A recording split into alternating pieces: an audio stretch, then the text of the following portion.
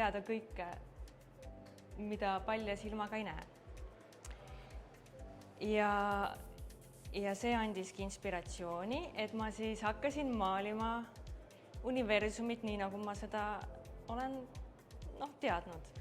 Ehk seal on erinevad gaasid ja tähetolm ja erinevad ma ei tea, meteoriidid näiteks lendavad ringi.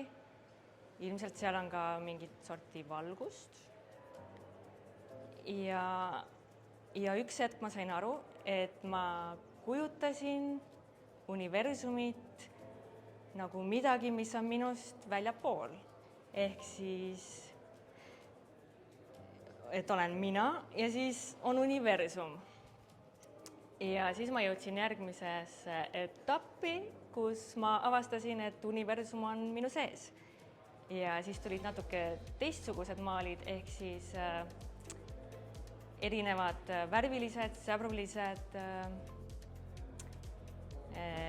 mitte sellised traditsioonilised universumid kujutavad maalid. Ja kui universum on kõike, samas mitte midagi, siis sinna vahele jääb vabadus. Ehk siis universum on vabadus. Ja vabadus on universumis. Ja nii see kollektsioon kokku saigi. Aga milline sinu oma?